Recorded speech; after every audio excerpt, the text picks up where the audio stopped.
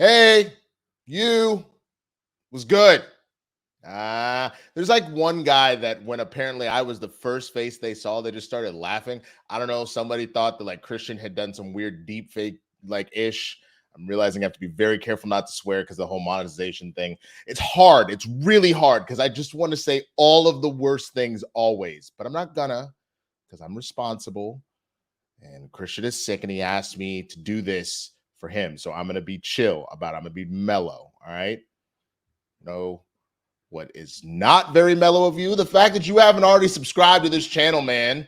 We're trying to get to 100K. Thank you so much for helping us get to 70. Now we're going on the road because of that. We're going to talk about that a little bit, but we're trying to get to 100 now. You see Brett over here riding Kristian like his daddy. It's amazing. You got to subscribe to the channel if you haven't already. If you don't do that, make sure you go over to Spotify. You listen to the Big Thing podcast, Sith Council, Capes and Cowls. We're over there. We're doing the damn thing. We got video over there too, man. Like, so for those of you that just don't want to watch it on the YouTube platform, you want to watch it on Spotify, you can do that. We're on Apple Podcasts as well. Don't forget that. And then we sell like t-shirts and stuff. That's a thing. We got that Sith Council hoodie. You see that? You don't know Ish over there. The Capes and Cowls show some class. Show some class, man. Go buy some merch. It'll look good on you. Do the damn thing. Speaking of doing the damn thing, Kristian's out being sick. Koi's out being famous, talking to people, meeting more people at conventions so he can name drop them later. So I had to go and get somebody else to help me out. You'll find out who it is in just a moment because we got a lot to talk about because Perlmutter's gone, son. That's it. That's a wrap. He is done. Finally. We didn't have a chance to talk about Jonathan Majors yet. That happened this past weekend, man. We're going to have to get into it. I don't want to, but we're gonna. We got more news on Victoria Alonso. And then we got some exciting news potentially with the Batman, one of my favorite villains. Who is it, you might ask? We're going to find out in just a moment. So let's go ahead and do it, y'all. It's Capes and Cowls.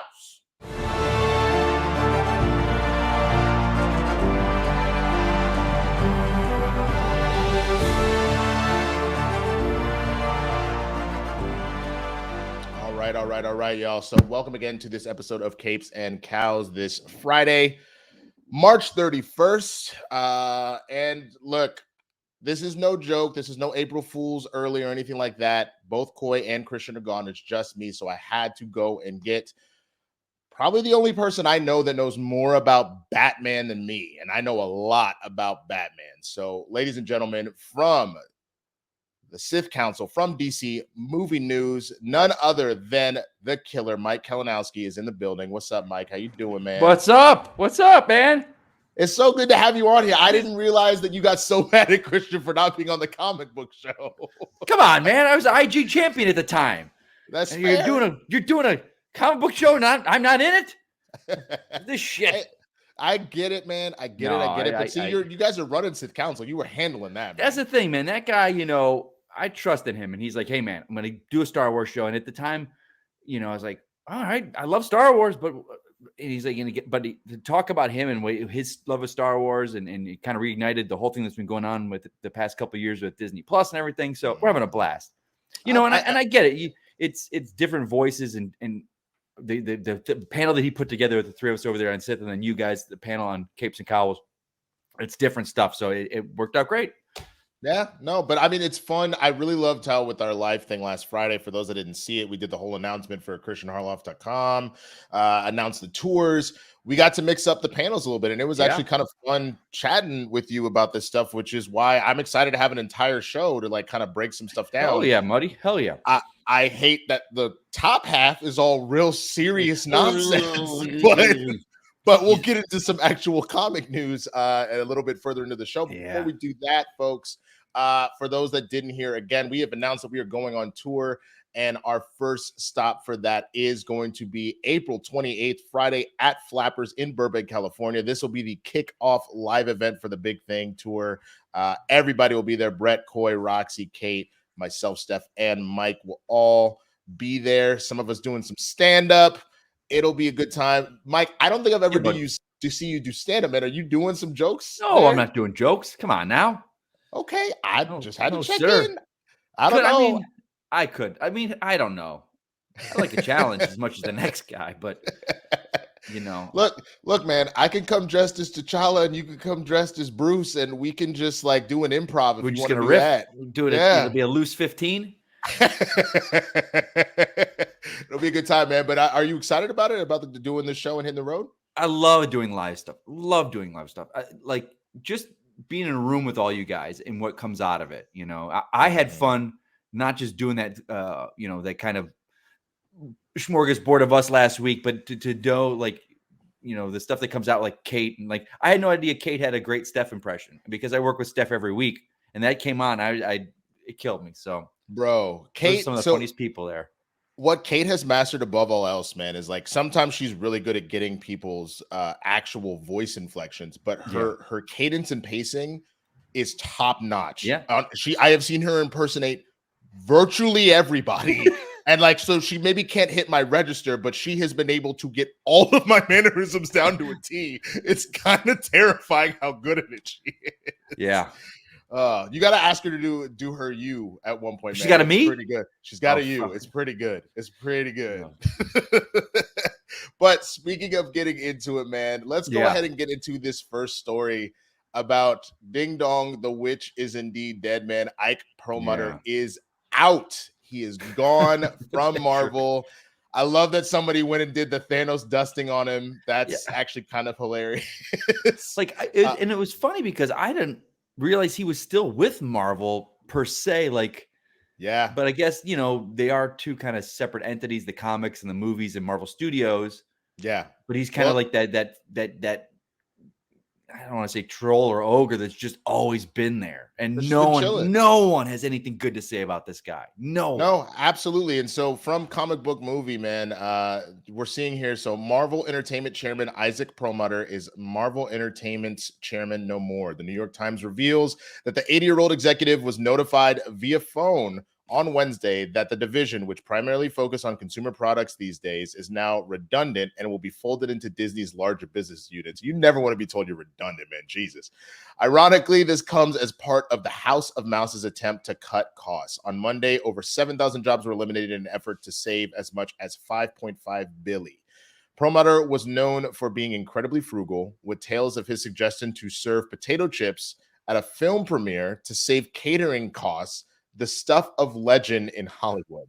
He's also alleged to have said no one would notice when Don Cheadle replaced Terrence Howard as War Machine in Iron Man 2. Ooh, I'm going to have some talks about colorism in a second. And once attempted to fire Marvel Studios president Kevin Feige. 2015, Marvel Studios was finally allowed to break free of Marvel Entertainment, giving Feige autonomy over the projects they produced. It was also meant that they no longer had to bow to the whims of creative committee formed by Perlmutter. You may also recall that he was the executive who spearheaded the campaign, such as the one that saw Marvel Comics sideline the X-Men and Fantastic Four in preference of the Inhumans.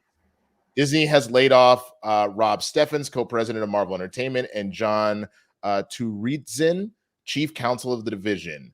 Dan Buckley, president for Marvel Entertainment, will now report solely to Feige. As for the impact for his departure, it will likely be minimal. This part of the company primarily deals with comic book publishing, a business that draws between 40 and 60 million a year, a drop in the ocean when Disney's revenue is a massive 83 billion as of 2022. Perlmutter remains a key Disney shareholder and was responsible for the selling of Marvel to the company for $4 billion in 2012. So, Mike, come to you, man. I mean, there's a lot here about Perlmutter that we like hear and how people, like you said, really hated him. So hearing this news that he got a phone call, hey, we done. Yeah. Like, what are your first thoughts? I know like Feige couldn't stand him and just hearing what they dealt with, but like that article clears up like where he was in the with the global, like it seems like the merchandise. So that's why I didn't think he had much say.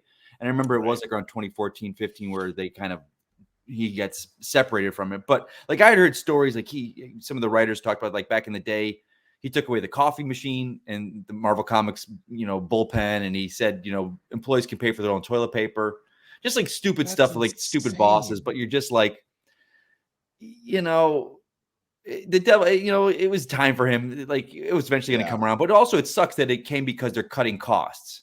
Like, all right. So that's your reason to get rid of this guy. It was like this. But then again, in that article, it's like 83 billion the company makes, and yet they're cutting 7,000 people. So I'm just like, I hate Disney's trying to cut costs, and I'm like, Yeah. you're the biggest monopoly on the planet, and you're cutting this many people. And people like him, get rid of him. He'll have a golden parachute. He'll be fine for the next 10 years, 15 years he's alive. But younger people that are damn, that was dark. I mean, it's the truth. It's come on now. I just remember with him, there was that picture. It came out years ago. He was at the White House during the Trump presidency, and it looked like this cabal of evil supervillains. It was just the way that it was photographed. But he was like at a window, and he was like half in shadows, and he had this look on his face, and it's just like, yes, do it. Yeah, exactly. I mean, you know what's funny? You mentioned that though. I hear what you're saying about the cutting costs, but knowing that that's all he ever did, was constantly screw people over. There is something very serendipitous about like, cut the coffee machine. Buy your own coffee. You want 2-ply toilet paper? Buy it yourself. Buy it yourself. Ooh, I want chapped asses coming to work. Get out of here. Go ahead and get out of here, man. But the interesting thing is, I agree with you. You hate to see Disney cutting costs like this, and by doing so, cutting jobs. I know that they're still trying to recover, because I don't think people realized how much money they made off of those parks on a daily basis. So to be closed for as many years as they were, not that Disney won't be fine. They will, but we know that they are trying to right the ship. And with only a handful of the MCU films getting close back to that Billy mark, and then a lot of them not hitting what they want them to hit, if it's not, if the train's not rolling in, they're gonna make these choices. But it's kind of fascinating how with the one, I guess Ant-Man and Wasp, I mean, I can't use the term bomb, but I don't think it's going to make back its money. And I think every other film has, where it seems maybe it was just the timing of Iger's back, this and that is like, but it just seems like all the stuff is coming out. It's very reactionary. It seems like what happened? What do we wait? What, these things aren't gold mines anymore? What do we? Oh, we're in trouble here. And so it's really interesting, man, because when you think about it, it feels like they're maybe overreacting a little bit with these movies not popping right away. But when you're used to it being so automatic, and again, in the same way with the parks, automatic money, when your passive income kind of stops, you go into a little bit of a panic mode. And since the ship hasn't it didn't exactly right itself yet, they're not going under, but they do have to try and deal with the wound. Agreed. So well, I'm sure Perlmutter will be fine. I'm sure he's close to $1 billion, if not a billionaire. He will do just fine, man. All right, so that's it on Perlmutter, man. And now we got to kind of get into a story that broke this past weekend, and we got some more information today as of recording. Jonathan Majors was arrested this past weekend for a domestic violence dispute, an alleged domestic violence dispute. Jonathan Majors' criminal defense lawyer, Priya Chandra, has shared new evidence she believes that will stand to her client's innocence. The Ant-Man and the Wasp Quantumanium star was taken into police custody on the morning of March 25th after an alleged assault on a woman believed to be his girlfriend in a New York City apartment. Shortly after, Chandra released a statement claiming that Majors was completely innocent and probably the victim, promising to present evidence that would clear him of any criminal wrongdoing. The police arrived with the paramedics, as is standard procedure, and arrested Mr. Majors due to an NYPD protocol requiring arrest in certain circumstances. On that same day, only 7 and 8 hours later, the woman sent text messages to Mr. Majors admitting that she was the one who used physical force against him. Now we have seen some of those text messages, which I'll read those right now. So you see him saying, did you leave the keys? Goodbye. And the name's blanked out. And then the woman writing back, please let me know you're okay when you get this. They assured me that you won't be charged. They said they had to arrest you as protocol when they saw the injuries on me and they knew we had a fight. I'm so angry that they did, and I'm sorry you're in this position. We'll make sure nothing happens about this. I told them it was my fault for trying to grab your phone. I only just got out of hospital. Just call me when you're out. I love you. And then another text about 3 hours later saying they just called again to check on me, and I reiterated how I was not this was not an attack, and they did not have my blessing on any charges being placed. I read the paper they gave me about the strangulation, and I said point blank, this did not occur and should be removed immediately. The judge is definitely going to be told this. She ensured this to me. I know you have the best team and there's nothing to worry about. I just want you to know that I'm doing all I can on my end. I also said to tell the judge to know that the origin of the call was to do with me collapsing and passing out and your worry as my partner due to our communication prior, out of care. She promised all would be relayed. Lastly, in those texts, what we just kind of read, if this woman decides not to press charges, though, Majors will likely walk no matter what actually went down. And we will continue to get updates from these news sources. So, Mike, man, this was, for me, really heavy to see this weekend. We haven't really talked about this before, but I know that we were talking about Ezra and everything that they were doing with all their various charges of attacking people and breaking into people and the grooming allegations and all of that. So you hear this about Jonathan Majors, man, and you see these text messages. What does that really say to you, man? First of all, it's disappointing. Like, of course, your gut reaction is when you first see the story, like, oh, I mean, I saw it. I was walking out of work and I was like, oh no, yeah, guy's at the top of the world right now, and then this comes out. So then you're like, all right, what? It seems kind of weird, And then the more, and like, it seems like it's ping ponging back and forth. The story. The lawyer's like, nope, we have proof. He absolutely didn't do anything, which is what a lawyer's trained to do, and he's paid to do. He's going to put out that fire as fast as he can. I don't know, man. I have no idea. I'm not a lawyer. I'm not a police officer, but talking to some of my good friends that are police officers, like the three charges were assault, harassment, and strangulation. Mm-hmm. So, and now hearing these text messages. So assault, you can see if she's grabbing his phone, he pushes her. That's still assault. Whether he's like, get away from me, that's assault. Harassment is if he's there taking care of her and he won't leave. That's harassment. Right. Strangulation, that's a different charge. And I don't know what involves in. I don't know how you get bruises on your neck. I don't know. I'm not going to say anything. It just sucks. And, and again, the Ezra Miller thing. And I remember when this first came out with Majors, and I was thinking back to Roxy and I talking on DC Movie News like 4 years ago with that thing where he was strangling a woman on a phone. Like, but we never knew what happened. There were no charges. The girl didn't come out and say I attacked. It just dropped, and we were like, "What happened?"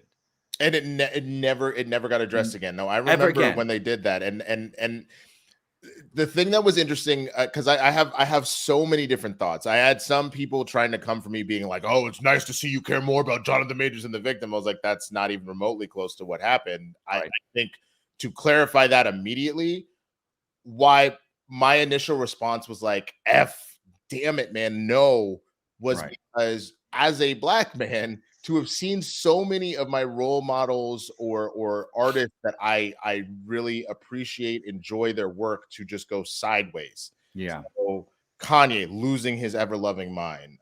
Will Smith and everything that came down with the slap, and then even how, Rock, and his stand-up special and how some people feel about that. I mean, I could go on and on and on with the number of folks that have just really broken my heart in that regard. It does something to your psyche to see yet another person that you were like, man, this dude can act his ass off. Like, I'm trying to do what he's doing. To even hear this remotely, whether or not it's true, immediately just hits me in a particular way that just hurts. I am obviously very worried about the victim, and I hope that she's okay here. But what's interesting is seeing these text messages with this being the bulletproof evidence. If this is what it is, I've known folks that have dealt with domestic violence before. This feels like no, it's not that big of a deal. Like, no, like they shouldn't have done that. This feels like someone trying to kind of calm the storm and not let things get out of hand and not let him get in trouble. Yeah. I don't know. I have no idea. We weren't there, and that's why I've been trying to not pass judgment on it. I've just been upset that this is happening, Yeah, I got a text right before we started the show from my girlfriend. She's like, did you see the news that came out, more of the text? And her being a woman, she's like, that's not good. So from her perspective, it seemed more of a, oh, I know what this will do to your career. I'll put the fire out. I'll take the blame for it. We'll never know. And maybe, but and then there were those stories of people that had come forward in the week, like, yeah, people that have worked Right. him on lesser known things know that this is the kind of person he is. We haven't Right. said anything because it wasn't going to do anything.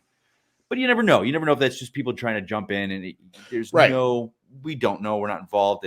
I just saw it as like, because I remember an interview with him. I forgot what show it was on, where he was talking to his acting teacher, and just it just seemed he was a theater kid. So I kind of connected with him on that level of being a theater Right. kid and theater Right. school and drama, and just, I'm really hoping for the best at this. I hope Absolutely.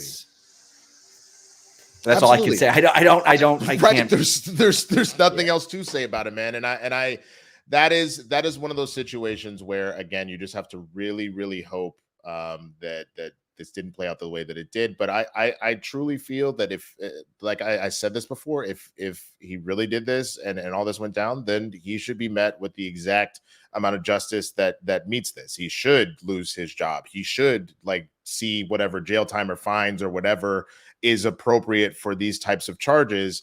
And I feel that way across the board. It doesn't matter, black, white, whatever. If you've done something like this and you've hurt somebody, then you need to pay the consequences for it. I 100%. I think that's the point. And I know everyone's with the Ezra stuff, and they're, again, it is a black man and a white man. And I don't remember, and I don't know of any charges brought against Ezra. Even the whole grooming, and he's on a ranch with guns and there's babies around him. That's crazy, and that's messed up, and you're weird, and that needs help. But was it illegal? I know the woman's like, my daughter's with him, and he's grooming her. But I was just like, I know. My bad. I know that Ezra goes by they. I'm sorry. Yeah, just a heads up. All good. So all good. There's no charges. So the police could want to do something, but if there's not anything they can charge, versus there are charges, and those charges could be dropped against majors. Right. Right. And that's when you got to look at. You got to look at the facts of what is at the court of law, what was charged and who's not charged. Right. So no, absolutely, man. All I know is hearing all these folks really, dealing with these situations where they're really not in their right mind and they're not doing the right stuff, and just knowing that on the flip side of things, hearing things like this. So anybody that's ever dealt with any sort of domestic violence or anything like that in life, a lot of that can be really trying. And this is going to be weird to kind of tie to a sponsor, but it is important. And I think it is super important to check on your mentals. And that's why a proud sponsor of Capes and Cowls is BetterHelp. BetterHelp is a situation that connects you with licensed therapists who can take you on a journey of self-discovery from wherever you are. I know that for myself, this past year, 2022, I was dealing with a lot. I lost a number of family members. A major show I was a part of ended. There was a lot of just personal stuff going on that was really causing turmoil in my life. And therapy is all about deepening your self-awareness and understanding, because sometimes we don't know what we want or why we react the way that we do until we talk things through. I have personally benefited from therapy, not only from a standpoint of really kind of getting at the things that I've gone through and understanding my trauma, but being able to have somebody, have a professional kind of guide me through to the other side, to be able to be a stronger person and to really kind of get grips on that. And I know we've talked about mental health on this show or any number of shows associated with Capes and Cowls and the Big Thing over time, man. Now, if you're thinking about starting therapy, you've got to give BetterHelp a try. It's entirely online, designed to be convenient, flexible, and suited to your schedule. And you can fill out the brief questionnaire that gets matched, and then they'll get you with a licensed therapist, and you can switch with any therapist free of charge at any point in time. The whole point of it is to make sure that you are getting your mentals right and that you are doing well. So be sure to discover your potential with BetterHelp. Visit BetterHelp.com/bigthing today to get 10% off of your first month. That's BetterHelp, HELP.com/bigthing to get your mentals right, y'all. Definitely look into that. Mike, I don't know if you're a therapy guy, man, but it has been absolutely just paramount to me, getting my life back on track personally. I'm a guy that thinks I can do it all myself, and I can't. And I have had many a conversation with my lady that it's Yeah. definitely something that I need to do. Like as a kid, I did, but that was, I think, more my parents were like, they had no idea why I wanted to be an actor and what I was doing, and they just thought I was Right. depressed. Right. But as I'm older now, man, it's it's funny man. what parents think about that. Like, Oh, I'm curious. When was the first time you told your parents you were going to act? I'll never. Well, but they didn't take it seriously. But I remember I saw Indiana Jones and the Temple of Doom, and that was the Mm, movie that made me want to be an actor. But I remember mm, I tell the story all the time that my parents in high school, I was doing drama and all that, and they got the mhm. guidance counselor to pull me out of class and talk to me about like what I really wanted to do, and it sat him down, and I blew smoke up his ass. I was like, your parents are concerned about you. And I was like, well, I really like archaeology. I think about being an archaeologist. Yeah, I meant Indiana Jones, but he's like, oh, that's interesting. Yeah, that's a science field, and there's schools for that. I'm like, yeah. So, but now they're I like, oh, love it. Michael, we're so proud of you. What time was your show on? What time we want to show the tape? Is it 8:30? We're going to tell the neighbors. So now Yeah. they're all about it. Oh, But it's yeah, funny how they're that works. parents. They're parents. They want, they They're didn't understand concerned. They back just then. want you. They want to be able Yeah. to pay your bills and all. I get it because I feel bad because my mom thought that I was going to be a doctor, and that's just from Dr. like a Marshall. like genuinely because I was really good at math and science and stuff like that, and I went to like this pre-med camp in high school and whatnot, and I picked a school that had a good pre-med program, but I made sure that it had a very strong theater program because I had been acting since I was a kid, but my parents also did not take it seriously. The only thing of any major import that I worked for Radio Disney for like 10 years. Uh-huh. And then I auditioned for the Barney movie, but I thought I was too cool for it. So they were like, "Can you sing Barney's favorite song?" I was like, "I hate you. You hate me." And they're like, "Thank you. Go ahead and see yourself out." So like, they didn't think I was serious about it. And then once I kind of announced it to them, they're like, "All right, you better Hey, hustle." go for it. So absolutely. Speaking of hustling, man, and Yeah, buddy. keeping on the grind. I'm sure everybody heard about Victoria Alonso being fired. We talked about that last Yep. week. Well, a new report has come out that Victoria Alonso reportedly clashed with Marvel over blurring Ant-Man 3's gay pride references. According to Comic Book Movie, we recently got word that the longtime Marvel Studios president of physical, post-production, VFX, and animation, Victoria Alonso, had been fired from her position after 17 years with the company, and more details on the situation continue to emerge. Last week, the Hollywood Reporter reported that Disney's ultimately released Alonso for breach of contract due to her work on Oscar-nominated feature Argentina 1985. However, Alonso's attorney, Patty Glazer, refuted this explanation with the following statement: Victoria is a gay Latina who had the courage to criticize Disney, was silenced. Try that again. However, Alonso's attorney, Patty Glazer, refuted this explanation with the following statement: Victoria, a gay Latina who had the courage to criticize Disney, was silenced. Then she was terminated when she refused to do something she believed was reprehensible. Now the trade claims to have uncovered that what this reprehensible request was. It seems that Marvel executives wanted an editor to blur a storefront window in Quantumania that featured rainbow decorations and the word pride for the cut of the threequel that was being released in Kuwait, where restrictive anti-LGBTQ laws are in place. Alonso reportedly refused to make the edit as part of her duties overseeing visual effects and post-production, forcing Marvel to go to an outside vendor. THR doesn't suggest that this clash directly led to Alonso's dismissal, but her attorney's statement would seem to indicate that she is under firm belief that it did. So, Mike, I'm sure you remember when the Don't Say Gay bill was going on in Florida. Florida's where I grew up. 26. Oh, I didn't realize that. I know you went to school there. I didn't know you grew up Went there. to school, Florida, grew up there, worked there. Like my family's still there. Yeah, Florida's a huge part of my life that I try and disassociate with now. Fair. Never will I ever move back there to see what that state has become. And I worked for Disney for 10 years. Universal for 10 years. I understand the company and what they're going through right now.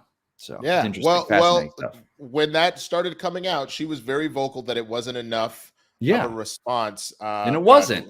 Who was before Chapek?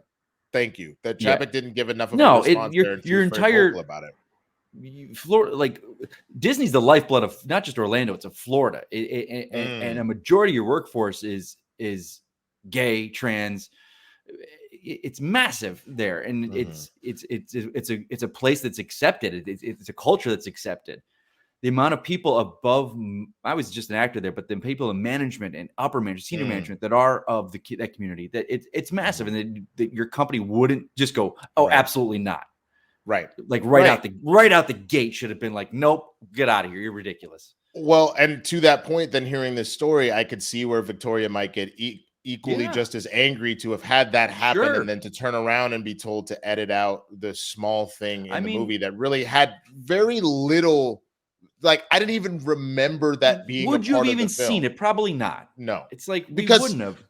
But that to me is what's silly about the request. Yeah. Who saw that? Who said, "Yeah, we're gonna take that out." You know what I mean? Like it's so small and it's so a part of life at this point where that is in storefronts. You know what I mean? That's very normal. That like it looked like regular set decoration. I had no idea it was even in the movie. Like I'm at the point like it's so frustrating to me because again I grew up theater, so this has always been a part of my life. And my parents are very Republican. They're Florida Republicans, but there was never any like that in my household I grew up with. So when I hear it and I hear that, like, okay, look at a company like Disney and, you know, the whole Kiss thing in Lightyear that was caused controversy and this has caused controversy. It's like, they're a massive company and someone up there and the heads are like, well, we want to show our movie in Kuwait. So we got to take that out because it comes down to the dollar. You know, I would say if it was my company, it's like, oh, this country doesn't like our movie because there's a gay couple kissing. Well, guess what? You ain't getting our movie. But that's a money thing. And then you get people involved and it's the money thing. And that's where there is part of this country and all parts of the world that is not okay with them. No, absolutely. And I mean, obviously I'm on the same page where I'm like, I personally, I'd be like, then you just can't have it. You don't get it as it is, or you can't have it. But I understand why the businessmen have maybe made that decision. Or businessmen and women. I don't personally agree with it, but I see why they may have pushed it. But I also do not blame Victoria for putting her foot down and being like, I'm not going to do that. You already pissed me off about something else. I'm not going to do it. And it makes me wonder. Yeah. Again, they said that this isn't a bulletproof, like this is what happened, but it does make me wonder if the real breach of contract was we gave you an order and you wouldn't do it. Yeah. It seemed like they were stretching with something to fire her with. And again, whether your thoughts on phase 4 or what were great or you didn't like it, the effects were suffering in phase of late. They were. There was a lot but it seems like this was she did this movie. That's what she did wrong. We're going to fire her for that. And we're going to it's clean, not standing up for gay rights and stuff. So it's like, something's wrong there. Mike, you're spot on. And that like sometimes you be in a relationship and you're trying to, like you said, you're trying to find a reason to get out. Yeah. So it's like it's something as simple as like, oh man, how do I? Oh, you hit snooze. This is over. You don't respect my sleep. I work. You hit snooze. That's it. We're done. How did get out? Yeah. It seems like they'd wanted. Maybe they were not seeing eye to eye, but they just could not fire for whatever reasons or whatever. But then it was like, that's breached contract. That's Inc. She breached it. I mean, this is another one of those stories similar to with the majors one. We just need more information, and I think as it continues to roll out, we'll get a better idea of this is going to really went down. Yeah. But it's gonna go on for a while because I would not be surprised if there's going to be a suit or a settlement that's going to have to come out of this firing potentially from Victoria. Yeah, especially if they feel that Victoria was wrongfully terminated. That's right. That's woof. But. Why don't we get into, we've talked a lot about the people behind all these movies and whatnot. Why don't we actually get into some of this movie news? I'm sorry that we had to do all the heavy stuff up top, y'all. We'll get it out the way. Get out of the way. And now that you've had your vegetables, we can get straight into dessert, man. The Batman sequel, supposedly, we may be getting Clayface and Matt Reeves' upcoming sequel to the Batman. Again, comic book movie. Love the articles that they get us out of here, but they pulled some stuff from Deadline that Clayface is a big addition to the Batman Part 2, although the trade does not note that nothing is set in stone just yet as the script is constantly changing. Now, Clayface is one that we were least expected to see in the Matt Reeves Batverse, but it does seem that there is a very good chance that it will appear. The Haunting of Hill House and Dr. Sleep director Mike Flanagan has also pitched to Warner Brothers Studios head James Gunn and Peter Safran on a solo Clayface feature, but the character wouldn't be depicted as a villain. Now, nothing is officially greenlit, but the studio has not said no. Flanagan has been vocal about wanting to be involved in a Clayface project in the past, describing his hypothetical take as a standalone horror thriller tragedy. We have no idea how a character like Clayface would factor into Reeves' relatively grounded interpretation of the Dark Knight's world, but we assume his shape-shifting abilities would be dropped, and Basil Carlo, if that's who they indeed go with, would be significantly reimagined. What do you make of this news? I am curious, Mike. First of all, where does Clayface rank for you as far as the rogues gallery of Batman? Well, I was going to try and find on Twitter. Someone asked me last year, like, who I want, knowing what Reeves is doing. He's going for 2, what I want. And I said, you know what? I know this is more, and I hate to say grounded because the Nolan films were grounded to me. Like his is a step above that. It's not quite Burton, but it's not Nolan. And I was like, I want Man Bat and Clayface. I want the 2 of them, and I think they could work. I think, but then I got into the article, and it was because Matt Reeves is going on Batman 2 already. They're moving. I think production starts in November. So to know that it's coming out right now, like I don't know about that, but it seemed like he went in, pitched this story of Clayface to Safran and Gunn, and then it's like, well, I think some articles are like, Clayface confirmed for Batman 2, which is absolutely not true. I hope they go with the shape-changing version, like Matt Hagen. Basil Carlo is more of the actor and is a serial killer. That would fit in Reeves' version. So I think maybe people are seeing the 2 different versions, but definitely the Clayface, the big shape-shifting one, that's the one that from the animated series that people are more familiar with. Right. And they kind of blended the actor version of the first version with the second guy. So I think it's a phenomenal idea. I would love to see it in the Batman. I'm curious about a standalone film. And I get like everything he says. It's a horror film. It's this. That's like, there's a series out right now. I think they're called One Bad Day. I think it's called. They're all the villains of Batman, and they each get and the Clayface story was fantastic. Yeah. So it's just disgusting and fantastic and really cool. So I think I'm not a fan of the whole standalone villain films like Joker, and I thought it was great, but it's Batman and it's his rogues gallery, especially if you're going Brave and the Bold and a little more fantastical. I think it might fit better in that. I would agree with that. We're at that stage of this new Batman world where we know Reeves is his own thing. So who knows? Who knows what they pitched and or maybe he pitched something and they liked it and they said, hey, maybe you need to talk to Matt because he's thinking about Clayface and these kind of sync up.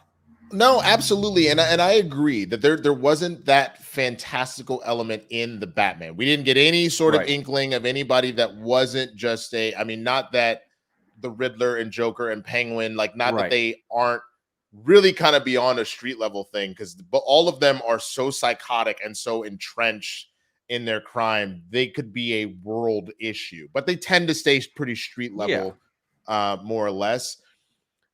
There is a level of not having the fantastical element of Batman. So having Solomon Grundy, having Clayface, having Freeze, having Poison Ivy, that I think is equally just as important. Like obviously you want the detective side of things and all that, but there is something about Batman going up against a supernatural threat and being able to pull it out that is equally as interesting as him stopping a mob. You know what I mean? Yeah. Like it's an element that we're missing of Batman. Now I agree. Maybe you push that more to Brave and the Bold. Since you're talking, that's more DCU centric. And then, the Batman and what Matt Reeves is doing is considered Elseworlds at this point.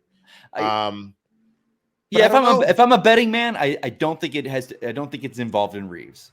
It seems like they seem so far along in their film and their pre-production, the script writing that to hear like, oh, this new edition was just added or this guy was talking. I was like, I don't know about that. I think this is a Brave and the Bold chapter 1 Gunn Safran DCU thing, which is great. I am so sick of and I'm curious to see who the Batman villain's going to be, Batman 2, because I don't want to see Two-Face again. I don't want to see, what we've seen so far. We've seen these guys. His rogues gallery is so vast, and we've not. I mean, put Professor Pig in there. That would fit. That would be great. I was upset. I mean, I think that Dano did great with Riddler, but I was Yeah. really upset that we didn't go a Hush route. I was really hoping we were gonna go full on Hush. I know Yeah. we touched on it a little bit, but Touched we on it. didn't really Yeah. get into it. I would have much preferred if you really want to go for it, and there's still some sort of supernatural element here. I would have said go for the Court of Owls. Honestly, Yeah. like the fact that a lot of the Talons, a lot of them are reanimated. If you have some sort of like, they've come up with And tech that they can, the Batman did reanimate such a bodies. good job of creating their Gotham, Yeah, of really making it different. The Court of Owls would fit really well into it would what fit Reeves did, perfectly. very well, with the whole history and the legacy of the Waynes and Oh my the god, Elliots and all that. So yeah, that would fit beautifully in which there. that was the other element that they kind of already put at the beginning, but and so I understand the idea of maybe even retconning it yet again would be kind of weird. But what if it's just the idea of like, hey, Riddler was an extension of us, actually? Like, Yeah, and you I don't was realize. thinking, I just thought of this because Reeves had said one of his inspirations was the Earth One series of 3 graphic novels, and the last villain was Clayface. Yeah. So he was there, and he was just more of a mimic where he could imitate somebody, but his face did the whole melty thing, and so maybe I mean, his Riddler is definitely inspired by that series. Oh yeah. So maybe You could he tell. is thinking that. So I'd be could here be. for it. I could be wrong.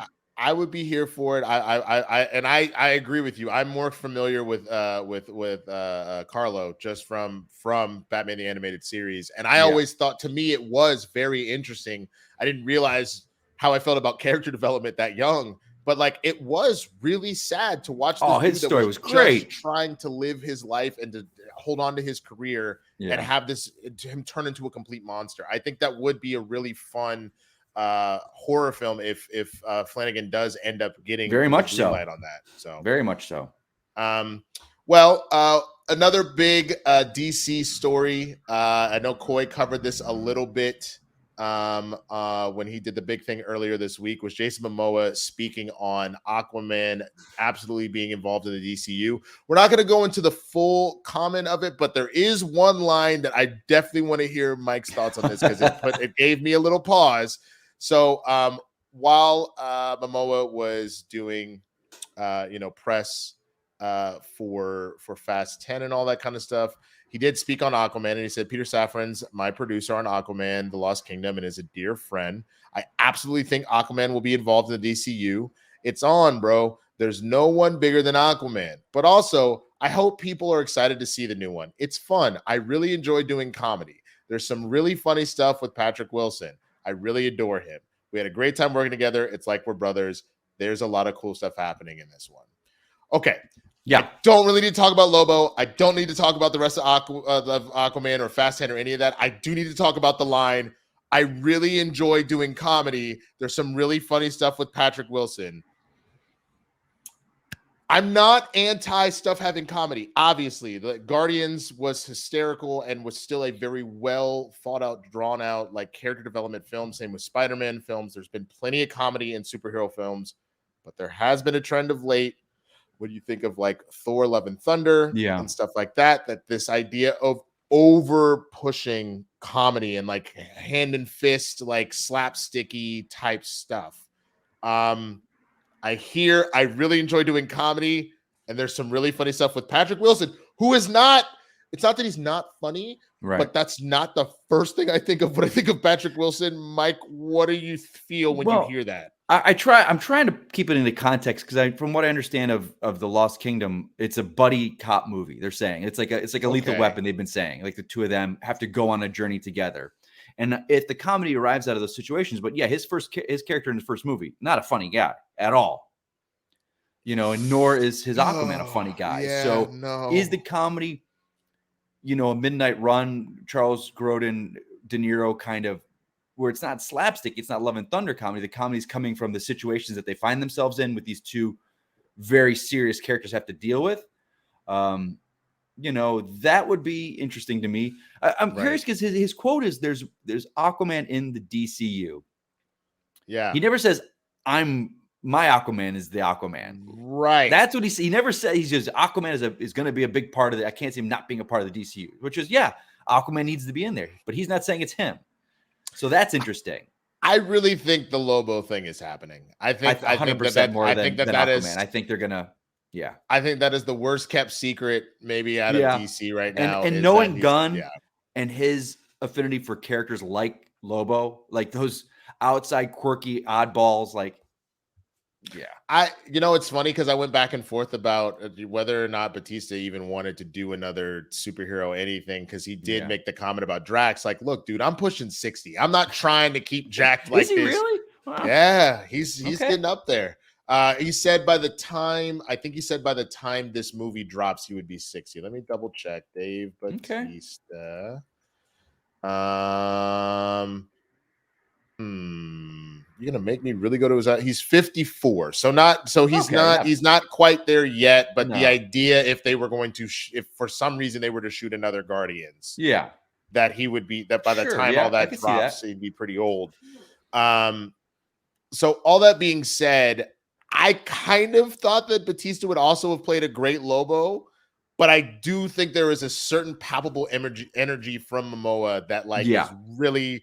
It's kind of, plus he's already got the hair and everything. Like he just he'd be perfect at it. The main man is sick of your stuff, blue boy. Cannot wait for that, man, at all. All right. Our next partner for the show is Athletic Greens. Now, Kristian, Coy, and myself have all been talking about this. I'm sure Mike has been talking about it at some point as well. This crew takes AG1 by Athletic Greens every single day. Now, I was the first one to say when Kristian gave it to me, I put it in warm water and I was like, ooh, I don't know if I like this. And then Kristian was like, try it again with cold water. And I said, ooh, this is incredible. Like, not only from the energy that I got, and honestly, like I will take this now instead of pre-workout, just because of how it makes me feel. But it's great for the immune system. You don't need to worry about taking a whole bunch of different vitamins because you have it all there in one, man. It is absolutely incredible. Now, it's really hard for a lot of people to keep up that supplement routine. You know what I mean? To like keep that going. But with Athletic Greens, with AG1, it's all in there in one, ready to go. Just throw it in your water bottle, chug it down, you're good. And, I very quickly noticed it helps me with my digestion. My girls got me on a skincare routine, and I noticed that it's helping me with a lot of that as well. Just a lot of my skin's kind of glowing now and whatnot. And it's really designed to help ease your mind so you can live a healthier and better life without having to do a lot. AG1 has been part of millions of mornings since 2010, and now it's time for it to be a part of yours. So if you're looking for that life hack, y'all, you got to make sure you get that AG1 by Athletic Greens. Now, if you're looking for an easier way to take supplements, Athletic Greens is giving you a free 1-year supply of vitamin D and 5 free travel packs with your first purchase. So be sure to go to athleticgreens.com/big-thing. That's athleticgreens.com/big-thing. Be sure to check it out, man. Get your gut right. Mike, are you taking it on the regular, man? Because I genuinely do it as part of my. At my age, yes, I have to. Well, I got that young lady here. I got to keep up. I feel you. Because you just turned 40, right? Yeah. Okay. We'll keep it. I'm serious. Are you not? No, sir. No, sir. I'm a little older than that. Well, then Athletic Greens is doing right by you, son. I genuinely thought you were like 40, 41, my man. No, sir. I'll keep it. Right. Shannon will pop up on this video. She's like, hey, he's this old. Yeah, no, I mean, look, those are the type of ladies you need in your life, though, man. They keep you on your P's and Q's. So let's jump into it. Our last story, man. Let's talk about Captain America: New World Order. Yep. We have gotten some stills from the new movie that's coming out soon. Liv Tyler will be returning as Betty Ross. We last saw her in The Incredible Hulk, and she is set to reprise her role in this film. She was spotted filming a scene in a cemetery along with co-stars Anthony Mackie, who had his arm in a sling. So Tyler was spotted filming a scene in a cemetery along with co-stars Anthony Mackie, who had his arm in a sling, Sasha Rockmore, I'm so sorry if I mispronounced that, and Shira Haas. Some of these characters are in their dress blues, which is obviously to indicate a military funeral. Now, Betty's presence could suggest that this is a service to her father, General Thunderbolt Ross, but since Harrison Ford is expected to return in the Thunderbolts movie, that seems unlikely unless he's dead to be resurrected as a Red Hulk. We don't know. But speaking of the Red Hulk himself, other photos have come out from New World Order, including the return of Tim Blake Nelson and then Harrison Ford again, the legendary Indiana Jones, who's taking over as General Thaddeus Thunderbolt Ross. And of course, you had Tim Blake Nelson, who was playing Dr. Samuel Stearns, who is going to be becoming the leader. Now, in those photos, we saw Ford's take on Ross, which ditched the signature mustache. But if you also look closely at the photos of Nelson, you can see his right arm is green. Now, this might suggest that Stearns either hasn't fully transformed into the leader yet, or he's able to go back and forth as far as like a full transformation. So both of those photos, we saw those as well. Now, the rest of the main cast includes, as we mentioned before, Shira Haas, who's playing the Israeli superheroine Sabra. We have my man, my best friend's daddy, Carl Lumley. He's returning as Isaiah Bradley. I am so excited to hear that. And we have Danny Ramirez coming in as the new Falcon. We saw him in Falcon and the Winter Soldier. So Anthony Mackie will take flight as the new Sentinel of Liberty in theaters May 3rd, 2024. All right, man. You see these photos, Mike? Yeah, buddy. You hear the return of three staples from the Incredible Hulk. How did you feel about that film, by the way? I don't think I've ever gotten your take on it. It's surprising. I actually really enjoy The Incredible Hulk. That movie. I do too. I really do. I don't think it deserves nearly the hate that it gets. I enjoy the hell out of that movie. So I really do too, man. And I, obviously, super sad. My goodness, that we lost William Hurt. Yeah. And that we can't see him, turn into the Red Hulk himself. But I am so grateful that we have someone like Harrison Ford that's willing to step up and to take on the mantle, man. And it'll be, I'm sure Tim Blake Nelson is excited. I'm sure he thought, like, after all that teasing and then nothing for over a decade, that I'm sure he's excited that he gets to come back into this. So what element of New World Order are you most interested in?